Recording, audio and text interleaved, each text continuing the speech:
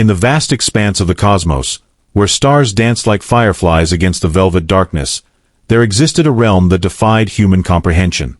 The planet Zixoria, 7 shimmered with an otherworldly glow, its atmosphere thick with iridescent clouds that swirled in perpetual motion. At the heart of this alien world stood the Crystal Palace, a structure that seemed to breathe and pulse with life itself, its walls constructed from living crystal formations that refracted light into cascading rainbows.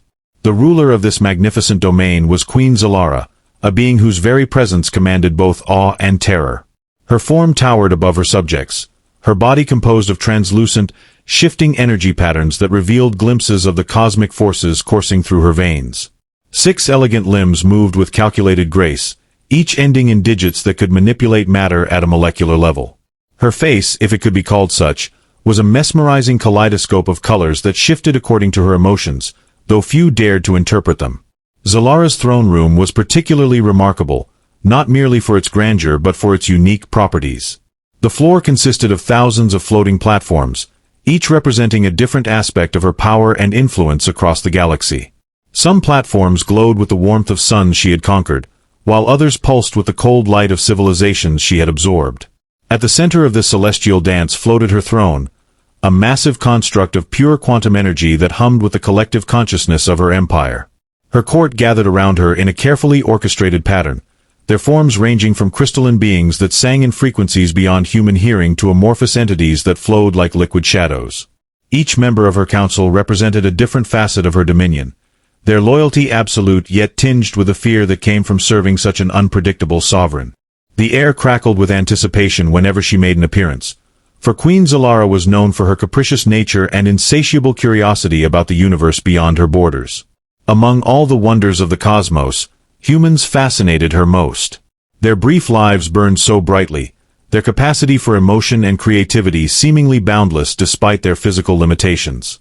She had observed their species for centuries, watching as they clawed their way out of their primitive beginnings to reach for the stars. What intrigued her most was their peculiar relationship with chance and risk. Their gambling establishments on Earth particularly caught her attention, where creatures would willingly wager their possessions and fortunes on games of probability.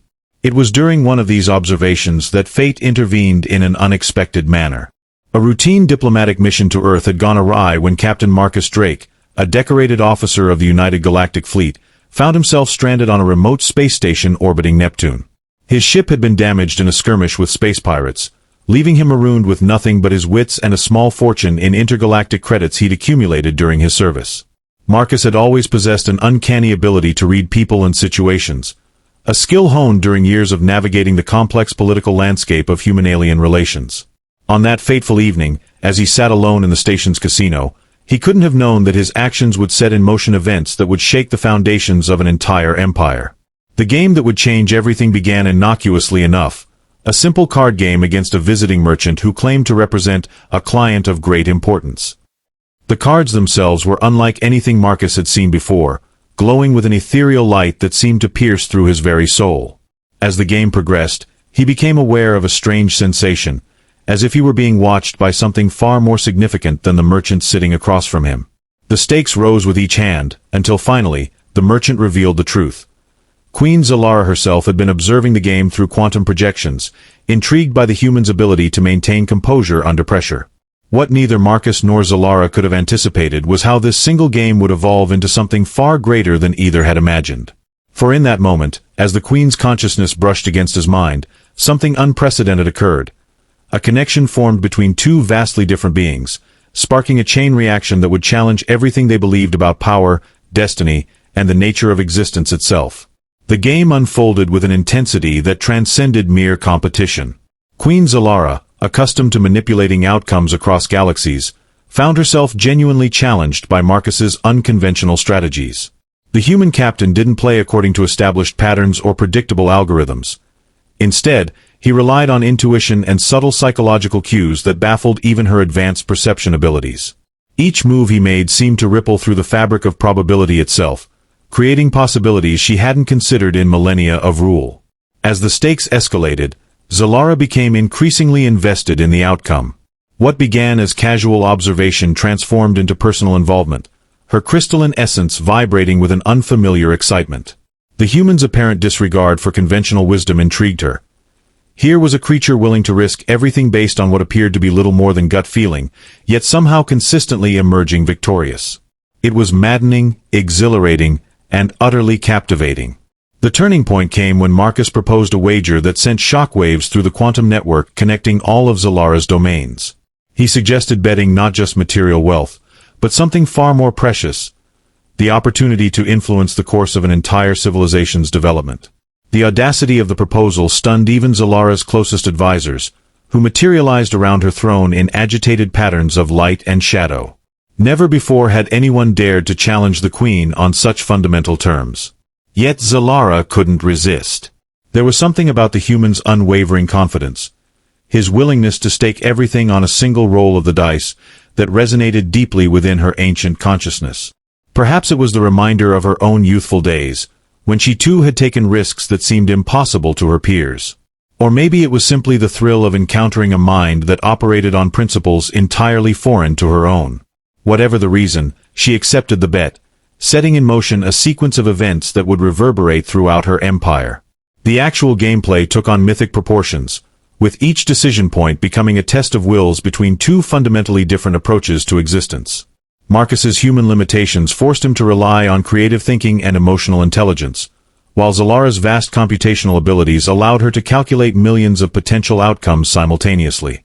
Yet somehow, the human kept finding ways to stay ahead, his choices creating interference patterns in the probability field that even Zalara struggled to comprehend. As the final rounds approached, the tension reached a fever pitch. The floating platforms in the throne room shifted erratically, reflecting the chaos unfolding in the quantum realm. Zalara's advisors whispered urgent warnings, their forms flickering with concern, but the queen silenced them with a wave of her crystalline appendage. This was no longer just a game. It had become something far more significant, a crucible in which the very nature of leadership and power was being tested. The outcome hung precariously in the balance, neither participant willing to yield. Marcus's human heart pounded in his chest, each beat a reminder of his mortality, while Zalara's energy patterns pulsed with an intensity that threatened to overwhelm the palace's containment fields. In that moment, they both realized that whatever happened next would change them forever, forcing them to confront truths about themselves that neither had anticipated when the game began. The aftermath of the game rippled through the Crystal Palace like a seismic disturbance, shaking the foundations of Zalara's reign. Her advisors, normally composed manifestations of cosmic order, now swirled in chaotic patterns, their usual harmonious movements replaced by frantic oscillations. The floating platforms in the throne room dimmed and brightened erratically, mirroring the uncertainty spreading through her empire. News of the queen's unprecedented gamble traveled faster than light through the quantum network, reaching every corner of her dominion. Whispers of discontent began to manifest among her highest-ranking officials.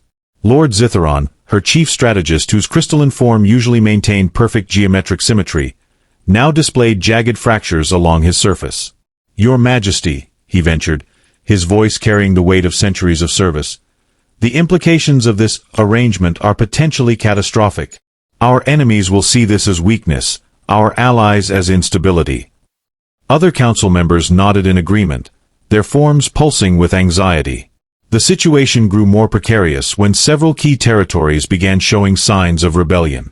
The trade consortium of Vorthax, long a loyal supporter of Zalara's rule, suddenly imposed restrictions on resource allocation to the central government. Their representative, Ambassador Krelth, materialized in the throne room with an unusual density to his shadowy form. "We must question whether our interests are best served under current leadership," he stated, his words heavy with implication. Similar sentiments echoed from other powerful factions across the empire. Within the palace itself, subtle shifts in loyalty became apparent. Servants who had once moved with precise synchronization now exhibited slight delays in response, their quantum patterns displaying hesitation. Even the living crystals of the palace walls seemed to vibrate with uncertainty, their rainbow hues occasionally darkening to ominous shades. The once unquestioned authority of Queen Zalara, built over millennia of absolute rule, now faced its first genuine challenge. Most troubling were the reports from the border regions, where several minor uprisings had broken out. These weren't isolated incidents but coordinated efforts that suggested communication between previously unconnected groups. The timing was too precise to be coincidence. Someone, somewhere, was capitalizing on the perceived vulnerability created by the Queen's gamble. Zalara's security forces, normally capable of quelling such disturbances with minimal effort, found themselves stretched thin as unrest spread like a quantum virus through her empire. Even the Queen's personal guard, the elite crystalline sentinels, showed signs of unease. Their formations, traditionally impeccable, now occasionally broke pattern, individual members lingering slightly longer than protocol dictated when executing commands. The humming frequency of their energy weapons had changed imperceptibly, suggesting modifications that shouldn't exist without royal authorization. Every aspect of Zalara's carefully constructed order seemed to be unraveling, thread by thread, revealing underlying tensions that had been suppressed by centuries of absolute control. As the crisis deepened, Queen Zalara retreated to her private chambers, seeking solace in the ancient archives of her species. Here, surrounded by the preserved consciousness patterns of her ancestors, she attempted to find guidance in the wisdom of those who had ruled before her. The chamber's walls, lined with crystalline matrices containing the distilled experiences of countless generations, pulsed softly in time with her troubled thoughts. Yet the answer she sought eluded her grasp, for never before had an alien entity managed to penetrate so deeply into the fabric of her rule. Marcus Drake, meanwhile, found himself thrust into a role he had never anticipated. The human captain, accustomed to navigating the complexities of interspecies diplomacy, now faced the daunting task of maintaining his position in a game that had evolved far beyond its original parameters. His quarters in the Crystal Palace, though luxurious, felt like a gilded cage as he wrestled with the implications of his victory. The human's presence in the heart of Zalara's empire had become a symbol of resistance for those dissatisfied with her rule, while simultaneously representing hope for those who saw potential in new forms of governance. Their interactions grew increasingly charged with significance. During formal audiences, Marcus noticed how Zalara's energy patterns would shift in his presence, sometimes displaying colors and frequencies that seemed to defy the known spectrum of her species' emotional range. These changes weren't lost on her court, whose members began interpreting them in various ways, some seeing weakness, others perceiving strength, and many struggling to reconcile the contradictions presented by their queen's behavior. The dynamic between them evolved into something neither had anticipated. Zalara found herself drawn to Marcus's perspective on leadership, which emphasized adaptability and the value of diverse viewpoints. His stories of human history, filled with examples of societies rising from chaos and reinventing themselves, resonated with memories of her own youth when she had challenged established norms to claim her throne. Yet these revelations also triggered defensive reactions among her traditionalist advisors, who viewed any deviation from established protocols as dangerous heresy. For Marcus, the experience proved equally transformative. The depth of Zalara's knowledge about galactic affairs surpassed anything he had encountered before, forcing him to re-evaluate his understanding of power dynamics across species. He witnessed firsthand how her decisions affected billions of lives across multiple star systems, each choice carrying consequences that rippled through space and time. This awareness added weight to their interactions, transforming what had started as a simple game into a complex dance of mutual education and adaptation. Their conversations gradually moved beyond formal settings, occurring in the quiet moments when the palace's quantum network settled into maintenance cycles. These discussions, often lasting until the artificial dawn painted the crystal walls with soft light, explored topics ranging from philosophical questions about free will to practical considerations of governing diverse populations. Through these exchanges, both leaders began to recognize that their initial perceptions of each other, Zalara's view of humans as simplistic gamblers and Marcus's assumption of alien rulers as rigid autocrats, had been profoundly limited. The growing connection between them created ripples throughout the palace. Servants whispered about the strange harmony that sometimes emerged between the human's biological rhythms and the queen's energy patterns. Security officers noted how their surveillance equipment occasionally registered anomalous readings when the two were in proximity, suggesting an interaction that defied standard physics. Even the living crystals of the palace seemed to respond differently, their usual symphony of light occasionally incorporating new frequencies that hadn't been documented before. As their understanding of each other deepened, both Zalara and Marcus began to realize that their initial gamble had opened doors to possibilities neither had considered. The human's presence in the Crystal Palace wasn't just challenging the existing power structure, it was forcing everyone, from the queen herself to the lowest functionary, to reconsider fundamental assumptions about leadership, authority, and the nature of cooperation between species. The question remained whether these insights would prove sufficient to address the growing instability threatening Zalara's throne, or if they would merely accelerate the Empire's descent into chaos. The unrest in Zalara's empire reached a critical threshold when the Trade Consortium of Vorthax formally announced their intention to secede, citing the Queen's unbecoming association with a human as evidence of compromised judgment. This declaration triggered a cascade of similar proclamations from other major territories, each using the Queen's gamble as justification for questioning her fitness to rule. The once stable quantum network that connected her domains began to fragment, with entire sectors isolating themselves from the central authority. Within the Crystal Palace, the situation deteriorated rapidly. Several high-ranking officials resigned their positions, their departure ceremonies marked by unprecedented displays of disapproval, their crystalline forms shattering rather than dissolving gracefully as tradition demanded. The palace's living infrastructure responded to this turmoil by manifesting physical symptoms. Corridors twisted unpredictably, security barriers materialized in inappropriate locations, and the gravity fields fluctuated dangerously. Even the throne itself began to lose coherence, its quantum energy bleeding into the surrounding space in erratic bursts. Zalara's personal guard, the Crystalline Sentinels, split into factions. One group remained loyal to the Queen, while another aligned themselves with Lord Zitharon, who had emerged as the primary voice of opposition. Their training protocols, designed to ensure unity, now produced conflicting responses to identical commands. During one particularly tense confrontation in the main audience chamber, both factions manifested simultaneously, their weapon systems charging in opposing directions, creating a deadly web of potential destruction.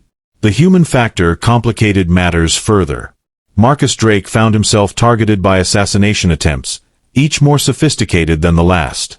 His human biology, so alien to the palace's defenses, created vulnerabilities that required innovative solutions.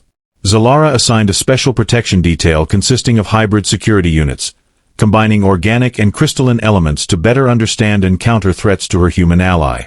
These units, however, faced resistance from traditional security forces, leading to tense standoffs throughout the palace.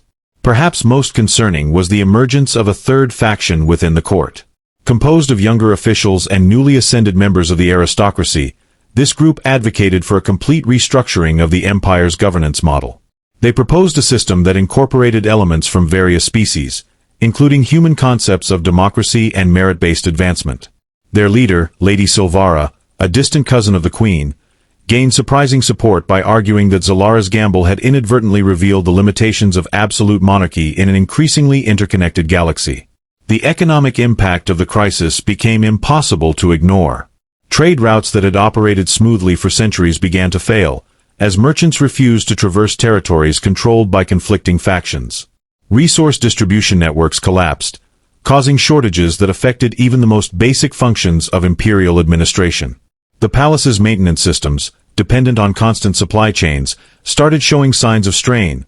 Lighting dimmed, temperature controls malfunctioned, and essential services became unreliable. Amidst this chaos, Zalara made a controversial decision that shocked even her closest advisors. She ordered the temporary suspension of certain traditional protocols, allowing representatives from various factions to meet directly in the throne room. This unprecedented move created a volatile mixture of competing interests, with arguments echoing through the crystalline halls in waves of conflicting energy patterns. The Queen herself participated in these debates, her form shifting between states of crystalline clarity and turbulent uncertainty as she processed the overwhelming influx of perspectives. The media network, controlled by the palace for millennia, began to fracture under the pressure of conflicting narratives. Independent broadcasters emerged, transmitting unauthorized signals that penetrated even the most secure areas of the empire. These channels presented alternative interpretations of events, fueling speculation and conspiracy theories that further eroded public confidence in the central authority. The official narrative, once accepted without question, now competed with countless variations of reality, each tailored to specific audiences across the empire. As the situation spiraled, Zalara faced perhaps her greatest challenge: reconciling her role as an absolute monarch with the emerging demands for systemic change. Her crystalline essence, which had once represented immutable authority, now seemed to embody the very uncertainty threatening her rule. The quantum patterns that defined her consciousness began to incorporate elements of human emotional complexity, creating a state of being that neither she nor her advisors fully understood. This transformation, visible to all who interacted with her, raised fundamental questions about the nature of leadership in an evolving galaxy. The crisis reached a boiling point when a coalition of rebel territories launched a coordinated attack on the Empire's central data repository, housed in the subterranean levels of the Crystal Palace. This unprecedented assault targeted not just physical structures but the very fabric of information that maintained the Empire's cohesion. Data streams that had flowed uninterrupted for millennia suddenly fragmented, causing widespread confusion as historical records, legal precedents, and operational protocols began to disappear or mutate. In the midst of this digital warfare, Marcus Drake discovered an alarming pattern. The attacks weren't random but followed a sophisticated algorithm that selectively targeted information related to Zalara's lineage and right to rule. Someone within the palace had provided intimate knowledge of the Empire's vulnerabilities, enabling the rebels to strike at precisely the points that would cause maximum destabilization. The human's background in military strategy allowed him to identify this pattern, but his warning came too late to prevent significant damage. Queen Zalara's response to the attack revealed a side of her character that few had witnessed before. Rather than retreating behind layers of security or relying solely on her immense power, she personally led a counteroffensive into the digital realm. Her crystalline form dissolved into pure quantum energy, merging with the palace's network to combat the invasion at its source. This unprecedented action left her physical body vulnerable, protected only by Marcus and a small contingent of loyal guards who fought off physical attackers in the real world. The battle in cyberspace took on mythic proportions. Zalara's consciousness spread through the network like liquid light, engaging the invading algorithms in a dance of pure information. She discovered that the attack wasn't merely destructive but reconstructive. The invaders sought to rewrite history, creating an alternate narrative where her ascension to the throne had never occurred. Each attempt to restore the original data triggered countermeasures that adapted faster than even her vast processing capabilities could handle. Meanwhile, in the physical realm, Marcus coordinated defense efforts with increasing authority. His human limitations became an advantage as he implemented strategies that confused the enemy's predictive algorithms.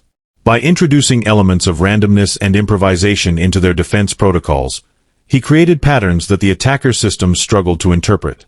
This approach earned him both admiration and suspicion from Zalara's remaining loyalists, who debated whether his methods represented brilliant innovation or reckless endangerment. The situation grew more complex when a mysterious figure emerged among the attackers. This entity, calling itself the Architect, communicated directly with Marcus through encrypted channels. Unlike the other rebels, the Architect didn't advocate for Zalara's removal but rather proposed a radical restructuring of the Empire's power structure. Their messages contained detailed analyses of human-alien cooperation models, suggesting that the current crisis presented an opportunity to forge a new kind of governance that transcended traditional hierarchies. Lady Silvara, sensing the shifting tides, made a bold move. She declared her support for the Architect's vision while maintaining loyalty to Zalara, arguing that true evolution required embracing change without abandoning heritage. Her position created a schism within the reformist faction, with some following her lead while others accused her of opportunism. The resulting fragmentation complicated the already chaotic situation, creating multiple fronts of conflict both in cyberspace and physical reality. As the battle continued, an unexpected alliance formed between Marcus and several high-ranking officials who had previously opposed his presence. These individuals, witnessing the effectiveness of human strategic thinking combined with Zalara's quantum capabilities, began advocating for a hybrid approach to governance. Their proposals included establishing a council where different species could contribute their unique perspectives to imperial decision-making, while still acknowledging Zalara's ultimate authority. The fighting intensified as both sides recognized the critical juncture they had reached. Control of the data repository represented more than just access to information. It symbolized the very foundation of reality within the Empire. With each passing moment, the boundaries between past and present, truth and fiction, began to blur. Historical records morphed and shifted, creating alternate versions of events that some citizens began accepting as reality. Entire star systems found themselves operating under conflicting versions of imperial law, each believing their interpretation to be authentic. Zalara, still immersed in the digital battlefield, experienced something unprecedented. Her consciousness, stretched across the network, began to integrate aspects of human perception and emotion in ways that enhanced her processing capabilities. This fusion of alien and human cognition created new pathways for problem-solving, allowing her to anticipate and counter the attacker's moves with increasing effectiveness.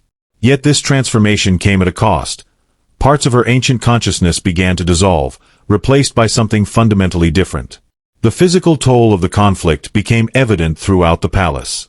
The once pristine crystal structures showed signs of stress, their surfaces cracking and reforming in unpredictable patterns.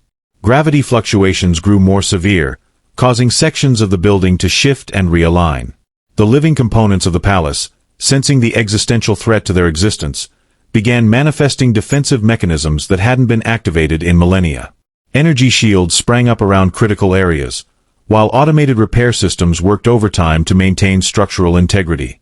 As the siege entered its critical phase, Marcus received a transmission from the architect that changed everything. The message contained evidence suggesting that the initial game between him and Zalara hadn't been a coincidence, but rather part of a larger plan orchestrated by forces within the Empire itself. This revelation forced both human and alien leaders to question everything they thought they knew about the crisis, recognizing that the true battle might extend far beyond the immediate conflict raging around them. The revelation forced Zalara and Marcus to confront the possibility that their gamble had been manipulated from the start, a pawn in a much larger game of cosmic politics. As they pieced together the truth, they realized that the architect's vision might be the only way to stabilize the Empire without erasing its essence. Lady Silvara stepped forward, uniting the fractured factions with a bold proposal, a council where alien and human voices would shape the future together. Zalara, her crystalline form now permanently altered by her fusion with human thought patterns, accepted the change as necessary for survival. Marcus stood beside her, no longer an outsider but a symbol of unity in a fractured realm. The rebels, seeing their goals partially achieved, agreed to a ceasefire, though tensions still simmered beneath the surface. In the throne room, the floating platforms reconfigured themselves into a new pattern, reflecting the evolving power structure. Zalara took her place not as an absolute ruler but as the first among equals in this experimental governance model. As the palace stabilized, its crystals began to hum with a new harmony, blending alien and human frequencies into something unprecedented. Yet, even as peace settled over the Empire, whispers of dissent remained, hinting that the true test of this fragile alliance was yet to come.